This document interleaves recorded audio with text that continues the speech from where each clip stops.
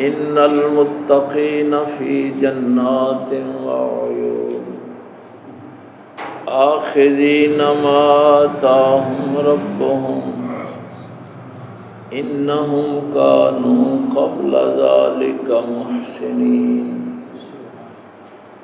كانوا قليلا من الليل ما يهجعون وبالأسحار هم يستغفرون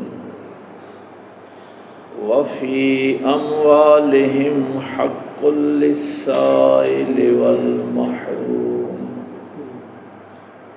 آمنت بالله صدق الله العظيم إن الله وملائكته يصلون على النبي يا أيها الذين آمنوا صلوا عليه وسلموا تسليما اللهم صل على سيدنا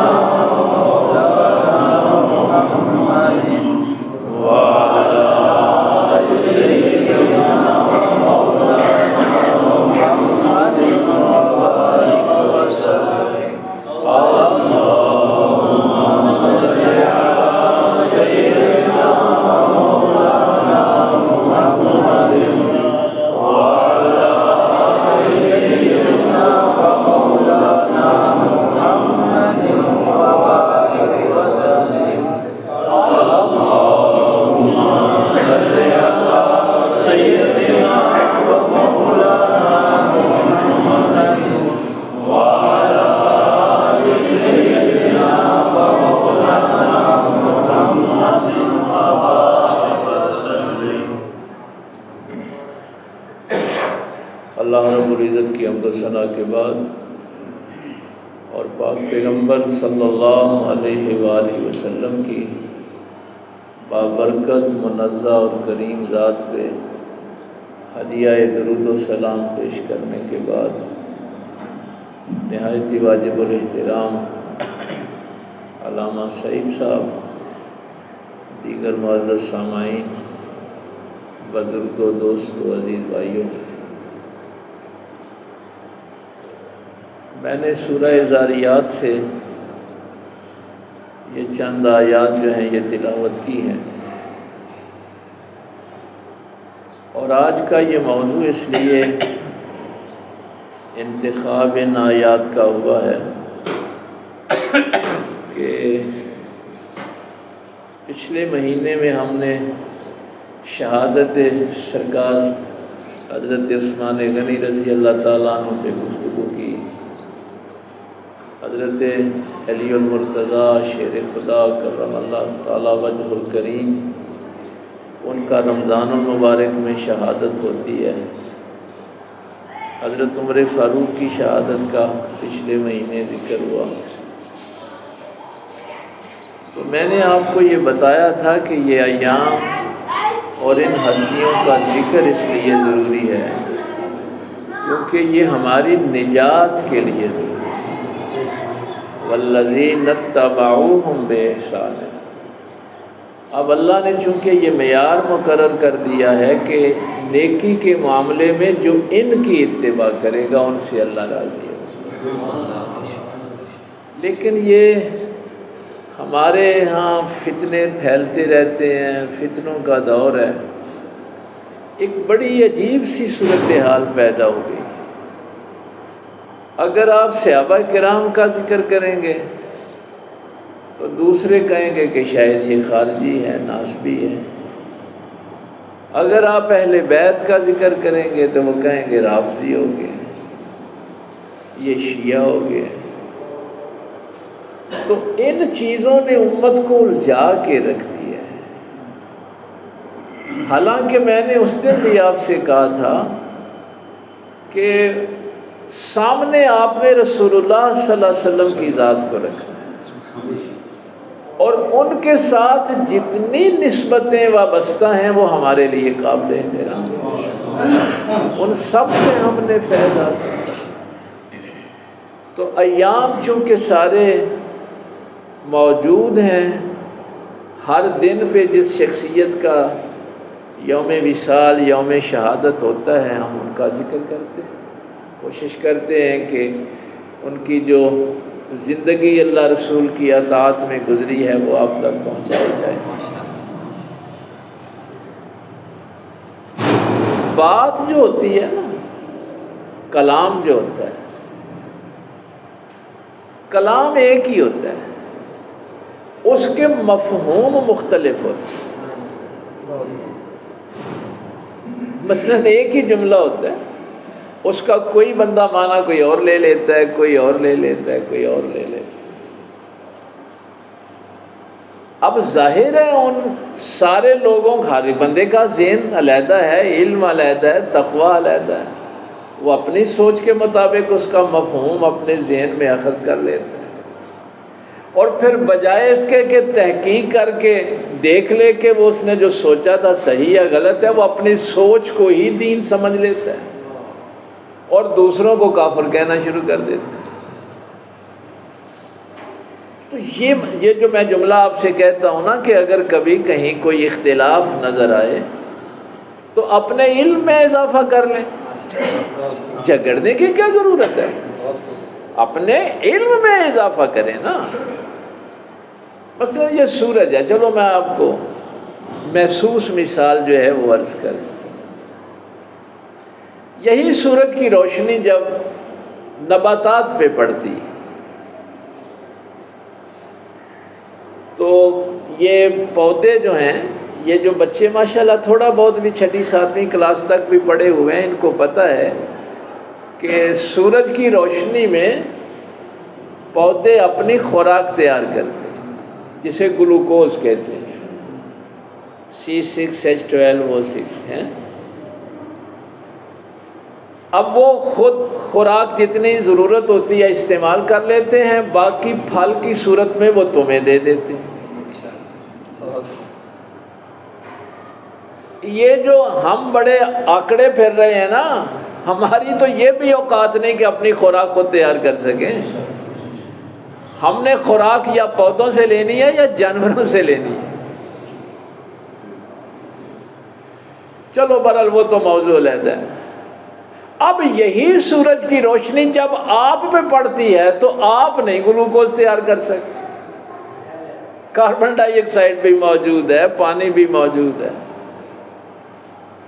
بھائی روشنی تو وہی ہے نا، وہی روشنی نباتات پہ اور اثرات دکھاتی ہے، انسانوں پہ اور دکھاتی ہے۔ اس کا مطلب صرف یہ ہے، کہیں وہ سبز رنگ دکھاتی ہے، کہیں سرخ رنگ دکھاتی ہے، تو جتنا جتنا کسی کا ظرف ہوتا ہے اتنی وہ روشنی وصول کر لیتا ہے، اس میں سے اتنا فائدہ اٹھا لیتا ہے۔ یہ قرآن تو اس سورج سے کہیں بڑا سورج ہے۔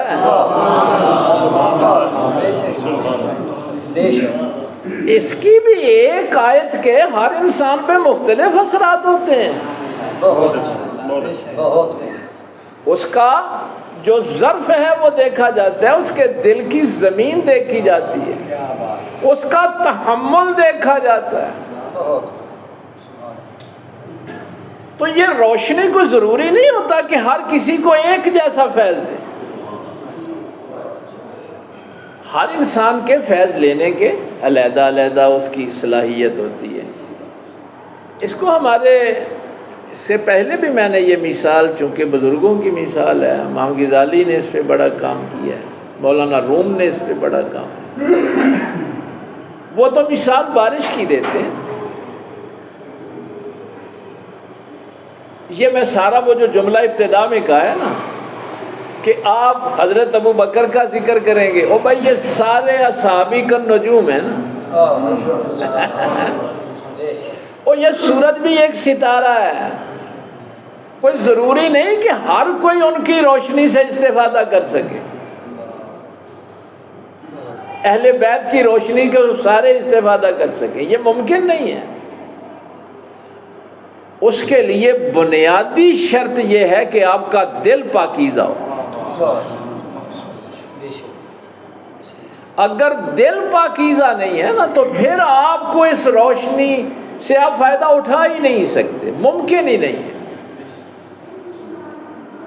یہ مثال پتہ ہے حضور غوث پاک نے دی ہے، حضور شیخ عبد القادر جیلانی بغدادی رضی اللہ تعالیٰ عنہ نے دی، ان کی کتاب میں نے پڑھا تھا۔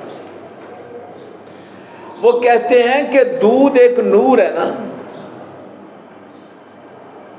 نور کی ایک چھوٹی سی مثال ہے، آپ نے گوالے کو پیسے دینے، قیمتاً خریدنا ہے،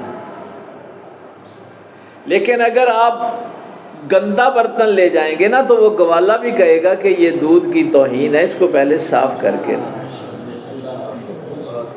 ایک گوالا جس نے قیمتاً دودھ فروخت کرنا ہے وہ بھی تمہارے گندے برتن میں دودھ نہیں ڈالتا، تم نے کیسے سوچ لیا کہ اس حسد بغض والے دل میں اللہ کا نور آئے گا؟ جس دل میں تم نے نفس پرستی، دولت پرستی، شہوت پرستی، پتہ نہیں کتنے بت رکھے ہوئے ہیں، وہاں آپ کہیں گے کہ اللہ کا نور آ جائے گا؟ تو جب تک یہ دل آپ لا الہ الا اللہ سے باقی ساری چیزوں سے خالی کر کے صرف اللہ کے لیے نہیں رکھتے، یہ قرآن کا نور آتا ہی نہیں ہے۔ بے شک بے شک یہ ضروری ہے۔ مثلا میں ایک مثال دیتا ہوں، میں اپنے گھر کی چابیاں کسی کو دے دوں کہ یہ لو بھائی یہ گھر ہے، اس کو سنبھال کے رکھنا، تو میں وہ چابیاں کسی اور کو دے دوں، یہ دل اللہ نے اپنے لیے بنایا تھا، چابیاں تمہیں دی تھی۔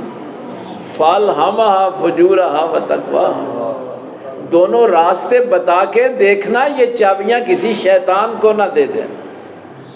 یہ چابیاں اگر دینا تو یہ چابیاں کہیں ابو بکر کے ہاتھ میں دینا، کہیں عمر کے ہاتھ میں دینا، کہیں حسین کے ہاتھ میں دینا۔ بہت ماشاءاللہ ماشاءاللہ، بہت ہم نے یہ دل والا گھر ہی پتہ نہیں کس کے سپرد کر دی۔ تو وہ فرماتے تھے کہ جیسے یہ بارش ہے، بارش اللہ کی رحمت ہے، لیکن جب وہ زرخیز زمین پہ پڑتی ہے تو وہاں پہ پھول اگتے ہیں، وہاں باغات اگتے ہیں، وہاں سے خوشبو آتی ہے، کچھ بھی نہ اگے تو مٹی سے ہی خوشبو آتی ہے۔ لیکن وہی رحمت جب کسی گندگی کے روڑی دے ٹیرتے پہ تو وہاں سے بدبو آتی ہے۔ اب وہ روڑی پتہ کیا کہتی ہے؟ وہ کہتی ہے اللہ کی رحمت بدبو والی ہے۔ میں یہ ایک جملہ جو ہمارے بزرگوں نے لکھا ہے، یہ جتنے آپ کو صحابہ اور اہل بیت کے گستاخ نظر آئے نا، جن کو وہاں سے بدبو نظر آتی ہے، وہ روڑی پہ رحمت پڑی ہے۔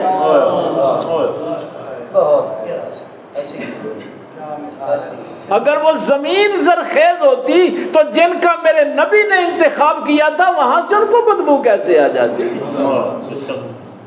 کیسے ممکن تھا؟ اور تیسری چیز انہوں نے کہا کہ وہی بارش کا قطرہ جب پتھر پہ پڑتا ہے تو نہ خوشبو آتی ہے نہ بدبو آتی ہے۔ تو بارش اللہ کی رحمت تو وہی ہے نا، نیچے جتنی جتنی صلاحیت تھی ویسے ویسے انہوں نے فیض لے لیا۔ اللہ اللہ یہ ایام چونکہ اچھا چلو وہ آیت میرے ذہن میں آ رہی ہے، لو انزلنا ھذا القرآن علی جبل لرأیتہ خاشعا متصدعا من خشیۃ اللہ۔ یہ آپ نے کئی دفعہ ظاہر ہے اس کی تلاوت بھی عام ہوتی ہے، ہمارے ائمہ جو ہیں نماز میں بھی اس کو پڑھتے ہیں۔ علامہ صاحب کو تو پتہ ہے کہ یہ لو جو ہے یہ شرطیہ ہے، شرطیہ کی بھی آگے اقسام ہے۔ اگر ہم اس قرآن کو پہاڑوں پہ نازل کرتے تو وہ پہاڑ کیا کرتے؟ وہ پہاڑ اللہ کی بارگاہ میں خشیت کے ساتھ جھک جاتے ہیں۔ یعنی پہاڑ کی کیفیت کیا ہوتی کہ وہ جھک جاتے، خشیت پیدا ہوتی ان کے اندر، اور ایسا ویسا نہ جھکتے، متصدع، ریزہ ریزہ ہو جاتے ہیں۔ اب دیکھیے آیت تو سادہ سا ترجمہ یہی ہے، آپ پڑھتے ہیں سنتے ہیں، لیکن اس کی جب وہ جو میں نے کہا کہ یہ بھی ظاہر ہے روشنی ہے، اس سے بڑا نور قرآن تو خود نور ہے نا۔ ایک تو اس طرف اشارہ ہے کہ اس سے مخاطب، وہ جو میں نے لا شرطیہ کی بات کی ہے نا، وہ ظاہر ہے علماء اس کو سمجھتے ہیں۔ اگر اس سے مخاطب عام انسان ہوں تو پھر یہ آیت تنبیہ ہے۔ جیسے ہم اپنے شاگردوں سے اکثر ہم بھی جملہ کہہ دیتے ہیں، یار اینا تے میں کسی جانور نو پڑھایا ہوں تو انہوں بھی سمجھ آ جانے، کہہ دیتے ہیں نا۔ اپنے بچوں کو کہتے ہیں میں تے سر دیاں ٹھیکریاں پن چھڑیاں، انہوں اثر ہی نہیں ہوتا۔ اتنا تو کسی جانور پہ محنت کی ہوتی تو اس کو بھی سمجھ آ جاتا۔ اور تم پتھروں سے بھی بدتر ہو، پتھروں پہ قرآن نازل ہو تو وہ جھک جائیں، اور جھکے بھی ایسے کہ ریزہ ریزہ ہو جائیں۔ تمہیں کیا ہو گیا؟ تم انسان ہو کہ تم قرآن پڑھتے اور اللہ کے سامنے جھکتے نہیں، خشیت پیدا نہیں ہوتی۔ لیکن اگر یہی شرط جو ہے اس کو ہم مخاطب سمجھیں پاک پیغمبر صلی اللہ علیہ وسلم کہ اللہ تعالیٰ اپنے نبی سے خطاب کر رہا ہے، تو پھر یہ مفہوم نہیں ہوگا، پھر مفہوم یہ ہوگا کہ کیا شان ہے قلب مصطفیٰ کی۔ نعرہ تکبیر، نعرہ رسالت، نعرہ رسالت، نعرہ حیدری، حضور قبلہ عالم، آستانہ عالیہ ننگل شریف زندہ باد، عمر دراز۔ کیا کمال ہے اس قلب کا۔ اب یہاں پہ وہ شان بیان ہو رہی ہے کہ جس کا بوجھ پہاڑ نہیں اٹھا سکتے، میرے محبوب کا دل جو ہے وہ لرزہ نہیں ہے۔ کس تحمل کے ساتھ اللہ کے کلام کو اٹھایا۔ بہت عمر دراز۔ جملہ تو ایک ہی تھا، او بھائی جملہ تو ایک ہی ہے نا، اس کے مفہوم علیحدہ علیحدہ ہو، مفاہیم جو ہوتے ہیں نا وہ علیحدہ علیحدہ ہو، اور وہ ہر انسان کے ظرف کے مطابق۔ آج یہ جو میں نے آیات آپ کے سامنے رکھی، اللہ تعالیٰ نے ان میں جنتیوں کا ذکر کیا۔ یہ سارا موضوع میرے ذہن میں اس لیے آ رہا تھا کہ آپ کی ہدایت کے لیے جو میرے پاک پیغمبر صلی اللہ علیہ وسلم نے چیزیں چھوڑی تھی وہ کیا تھی کہ میں اپنے بعد قرآن اور اہل بیت تمہارے لیے چھوڑ کے جا رہا ہوں۔ اگر ان سے تمسک اختیار کرو گے، ان کا دامن پکڑ کے رکھو گے تو تم ہرگز گمراہ نہیں۔ اور یہ بات ذہن میں رکھنا کہ نبی پاک صلی اللہ علیہ وسلم کی اہل بیت کبھی بھی قرآن سے جدا نہیں ہو سکتی۔ یہ مسند احمد کی جو روایت ہے، حتیٰ کہ یہ حوض کوثر پہ مجھے ملیں گے، حوض کوثر تک قرآن اہل بیت سے جدا نہیں ہوگا۔ اللہ فرماتا ہے ان المتقین فی جنات و عیون، یہ جو متقی لوگ ہیں، پرہیزگار لوگ ہیں، وہ جنت میں یہ جو عیون ہیں، چشمے ہیں، ان میں ہوں گے، موجود ہوں گے، آخذین ما آتاہم، اور وہ لے رہے ہوں گے جو ان کو اللہ نے دیا۔ آتاہم ربہم انہم کانوا قبل ذالک محسنین۔ اللہ فرماتا ہے پہلے ہی دیکھ سن، پہلے ہی جگہ سن ہے، یہ جو کچھ یہ نعمتیں استعمال کر رہے ہیں یہ اس کے حقدار تھے۔ اچھا ان کو حقدار جن 3 صفتوں نے بنایا، اصل میں ہم نے اشارہ اس طرف کر ارشاد ہوا قلیلا من اللیل ما یہجعون، یہ رات کو سوتے بہت کم تھے۔ یہ جو متقین ہیں نا، جو جنت کے چشموں سے فائدہ اٹھا رہے ہیں، اللہ تعالیٰ نے جو دیا ہے وہ لے رہے ہیں، ان کی پہلی نشانی یہ تھی کہ یہ رات کو کم سوتے۔ اب یہاں تو ہم سمجھ لیتے ہیں کہ بابا پگ بندی ہوئے تھے متقی ہیں، بابا جبہ پایا ہوئے، پیچھے کو نعرے مارنے والے ہوں، گڈی کو چنگی ہوئے تھے پھر متقی۔ اللہ فرماتا نہیں، جو رات کو جاگتے ہیں نا، اب آپ کہیں گے ہی بھی موبائل لے کے ساری رات جاگتے رہتے ہیں، اس کا جواب آگے دے دیا، وَبِالْأَسْحَارِ هُمْ يَسْتَغْفِرُونَ، اے اللہ کے استغفار کرتے رہتے ہیں، معافی مانگتے رہتے ہیں، روتے رہتے ہیں رات۔ اللہ، اس کی ظاہر ہے تفسیر تو بہت لمبی ہے۔ وَفِي أَمْوَالِهِمْ حَقٌّ لِلسَّائِلِ وَالْمَحْرُومِ، اور ان کو اللہ نے جو دیا ہے اپنے مال پہ حق تسلیم کرتے ہیں۔ یہ نہیں ہے کہ دیتے ہیں، سائلین کے لیے اور محروم طبقے کے لیے۔ محروم کی 2 ڈیفینیشنیں ہمارے مفسرین نے کی، ایک وہ جو ضرورت مند ہو اور ہاتھ نہ پھیلائے، اور ایک وہ جس کا یکدم کسی آسمانی آفت سے سب کچھ برباد ہو جائے۔ ان 2 کو محروم نہیں۔ اب آپ کو اللہ نے دیا، آپ اپنی ضرورت کے مطابق استعمال کریں، جو اللہ نے دیا اس کی نعمتوں کا شکر ادا کریں، اچھا لباس پہنیں، اچھا گھر رکھیں، اچھی گاڑی رکھیں، لیکن وہ جو ضرورت سے زیادہ ہے وہ حقداروں کو لوٹانا۔ اب یہاں یہ ہے کہ لوٹائے گا کون؟ جو سمجھے گا کہ یہ جو زائد ہے یہ میرا نہیں، یہ کسی اور کا حق ہے۔ اللہ نے مجھے آزمائش کے لیے دیا ہے،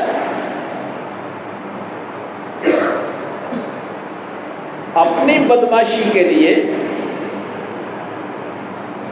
خرچ کرنا ہو، اپنے بچوں کی عیاشی کے لیے خرچ کرنا ہو، خزانوں کے کھول دیتے ہیں دروازے، عیش و عشرت کے لیے کھول دیتے ہیں، اور اگر کوئی سائل آ جائے تو کہتے ہیں یہ حقدار بھی ہے کہ نہیں ہے۔ یہ رویے ہے نا، وہ تو ہٹا کر ہے، تو منگنڈے ہیں۔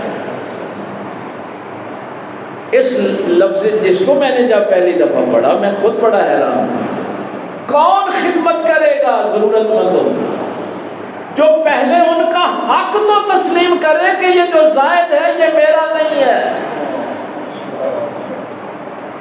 یہ اللہ نے امتحان کے لیے مجھے دیا، یہ کسی اور کا۔ اب یہ آیات سامنے رکھیں اور پھر کربلا والوں کو دیکھیں کہ وہ کبھی بھی قرآن سے جدا نہیں ہوئے۔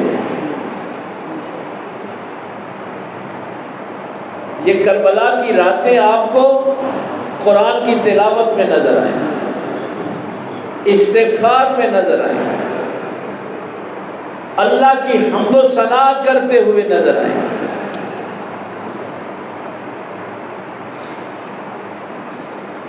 28 رجب کو مدینہ شریف چھوڑا تھا سرکار امام حسین رضی اللہ تعالیٰ عنہ۔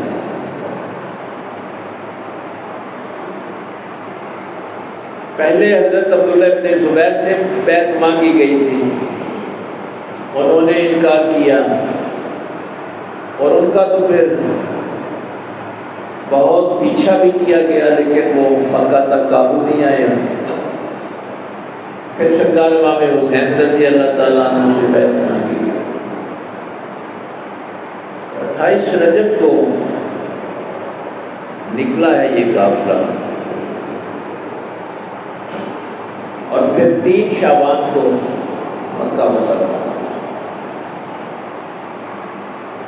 میں کبھی ٹھہر کے اسی بات پہ جب ظاہر ہے ہم مطالعہ کرتے ہیں، یہ میرا گھر ہے نا، مجھے صرف یہ گھر چھوڑنا پڑے تو کتنی تکلیف۔ ایک چھوٹا سا گھر میں نے بنایا، اگر وہ چھوڑنا پڑے، جس حسین کو قبر رسول چھوڑنی پڑے، ایک مزار پہ جا رہے تھے، رسول اللہ صلی اللہ علیہ وسلم کی بارگاہ میں سلام کیا ہے، جنت البقیع میں اپنے جتنے بھی اعزا و اقربا ہیں ان کی قبروں کو سلام کیا۔ یہ سوچنے والی بات ہے، کنتم خیر امت اخرجت للناس تأمرون بالمعروف وتنہون عن المنکر۔ یہ امت بہترین امت اس لیے ہے کہ یہ گھروں میں بیٹھے نہیں رہتے، یہ نکلتے ہیں لوگوں کے لیے تاکہ نیکی کا حکم دیں اور برائی سے روکیں۔ یہی وہ خطبہ امام علی مقام نے وہاں پہ دیا کہ میں اصلاح امت کے لیے نکل رہا ہوں، امر بالمعروف اور نہی عن المنکر کے لیے نکل رہا ہوں۔ یعنی یہ اتنا بڑا فریضہ ہے، وہ جو میں اکثر کہتا ہوں، دیو سڑے ہو پیرا نے یعنی درباراں تو لڑتے پھرتے ہیں نا، حسین تو حضور کے دربار کا منور نہیں۔ پھر فاطمہ الزہرا کی قبر کو چھوڑ، امام حسن کی قبر کو چھوڑ، اور چھوٹے چھوٹے بچوں اور عورتوں کو لے کے مکہ سے بھی کوئی کم محبت نہیں تھی۔ سرکار امام حسین نے 25 حج کی، اب آپ دیکھ لیں کہ خانے کعبے سے کیا محبت، وہاں بھی تو سیدہ خدیجہ کی قبر تھی، جناب عبد المطلب کی قبر تھی۔ لیکن جہاں میں آپ کو لے کے آنا چاہتا ہوں، صرف اسی آیت کا ایک مفہوم صرف، کہ ہم ظاہر ہے محرم آتا ہے اور اس کو کوئی ایک آیت لے کے وہاں سے فیض لیں کہ اس آیت پہ انہوں نے عمل کیسے کیا۔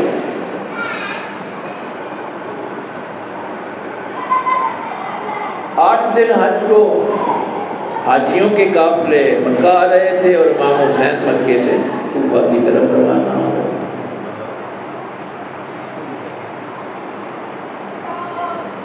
تو راستے میں ظاہر ہے مختلف منزلیں آئیں، مختلف ظاہر ہے پیغامات ملتے رہے، کوفہ والوں کی غداری کے معاملات راستے میں پتہ چلتا رہا۔ فضلت کا وہ مشہور شاید وہ بھی مکہ کی طرف جا رہا تھا، تو امام علی مقام نے اس سے پوچھا کہ کوفہ والوں کا کیا حال ہے۔ ایک روایت میں تو 10,000 خطوط کا بھی ذکر ہے، 10,000 خط لکھے، 150 کی تو عام روایت آپ کو۔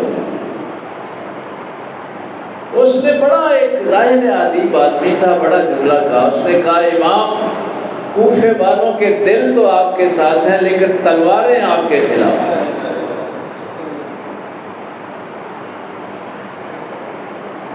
یہی مکہ والوں نے بھی کہا تھا کہ یہ کوفے والے غدار ہیں، یہ انہوں نے آپ کے باپ سے بھی وفا نہیں کی، انہوں نے آپ کے بھائی امام حسن سے بھی وفا نہیں کی۔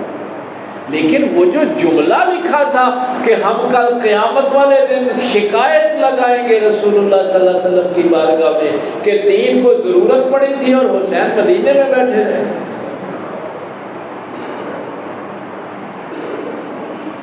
اس دین کی ضرورت کو سمجھے یہ کتنی بڑی ہے۔ اب میں بھی اور آپ بھی آج صرف یہ سوچ کے جائیں کہ میرا وجود اس دین کی ترویج و اشاعت کے لیے کتنا کام ہے۔ میرا یہ جو وجود ہے یہ خیر کے لیے ہے یا شر کے لیے؟ میرے کتنے کام ہیں جن کو دیکھ کے کوئی محسوس کرتا ہے کہ یہ رسول اللہ صلی اللہ علیہ وسلم کا غلام ہے۔ اس دین کی ترویج و اشاعت کے لیے میں کوئی کام کر رہا ہوں، یہ کوئی کام نہیں ہے۔ محفل کروائی تو ساؤنڈ والے بھی اپنے پیسے لے گئے، نعت خوان بھی لے گئے، تقریر کرنے والے بھی لے گئے، اور سب کی تو روزی روٹی وابستہ ہے نا۔ دین کے لیے سب کچھ چھوڑ کر باہر نکلنا یہ اور ہے۔ جس کو ہم دین کی تبلیغ سمجھ رہے ہیں نا، یہ دین کی تبلیغ نہیں ہے، اس سے تو ہماری روٹی روزی وابستہ ہے۔ اب وہ مرحلہ آیا، یہ کوفے کی طرف جتنے بھی چیک پوسٹیں تھیں وہاں پہ ہزار ہزار کے لشکر کھڑے تھے،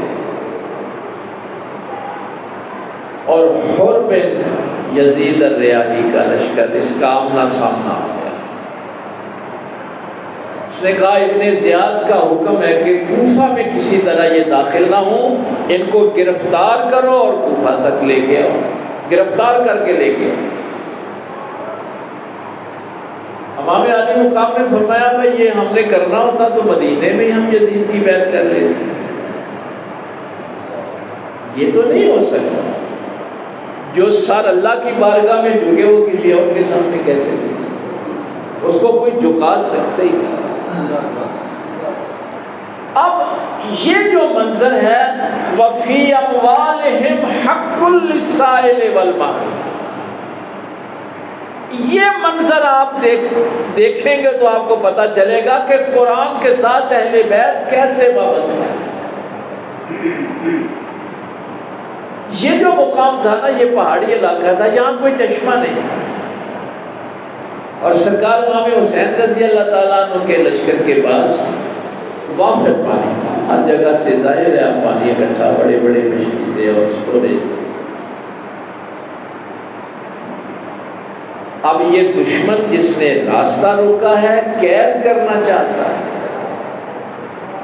سرکار امام حسین فرما رہے ہیں کہ یہ لشکر پیاسا ہے، اس کو پانی پلاؤ۔